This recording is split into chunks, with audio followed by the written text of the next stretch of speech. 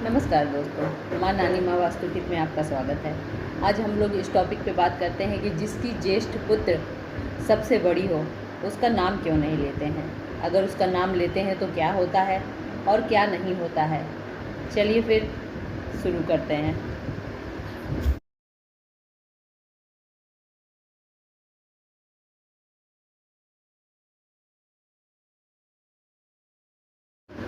किसी भी नारी के अगर ज्येष्ठ पुत्र बेटा है तो अगर उसका नाम लेती है तो बहुत नुकसान होता है।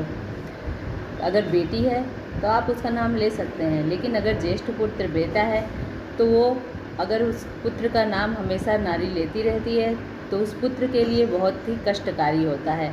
वो तन मन धन किसी न किसी चीज़ से परेशान ही रहता है।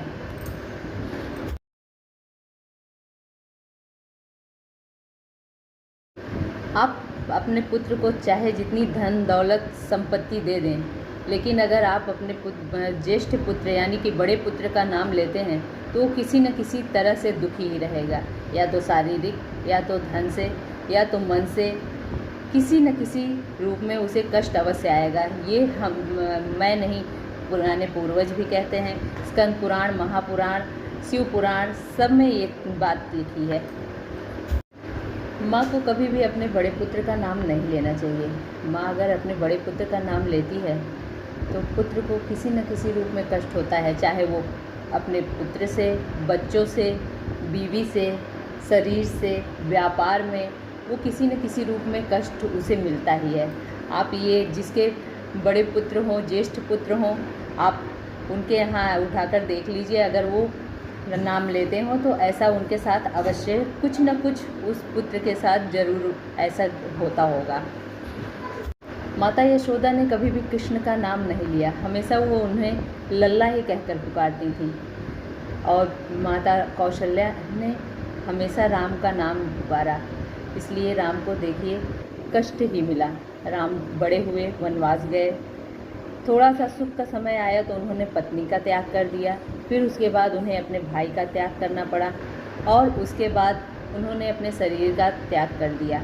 इसी तरह वो भी अपनी माँ के ज्येष्ठ पुत्र थे, और ज्येष्ठ पुत्र का नाम लेने से उन्हें कुछ न कुछ कष्ट अवश्य ही भोगना पड़ा। सारी ज़िंदगी उन्होंने कष्ट ही भोगा।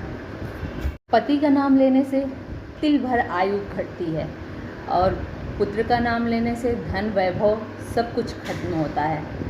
पति का नाम हमें जब भी आप लेंगे तो उनकी तिल भर आयु घट जाएगी, और पुत्र का नाम लेने से धन वैभव और उसे कष्ट भी मिल सकता है। इसी के साथ हमारा ये टॉपिक समाप्त हुआ। कहते हैं बड़े बुजुर्गों और महापुराणों के अनुसार ये कहते हैं कि आपके अगर ज्येष्ठ पुत्र है, बड़ा पुत्र है, तो आप उनका नाम ना लें। आपको हो सके तो आप दूसरा नाम रख लें, या उसी नाम में ही कुछ और थोड़ा सा इधर उधर करके आप कुछ बुला सकते हैं। इसलिए आप अपने ज्येष्ठ पुत्र का नाम ना लें अगर उनका भला चाहें तो। इसी के साथ धन्यवाद। आपको मेरा टॉपिक अगर पसंद आया हो, माँ नानी माँ वास्तु टिप अगर अच्छा लगे तो लाइक करें, सब्सक्राइब करें और ज़्यादा से ज़्यादा शेयर करें। धन्यवाद।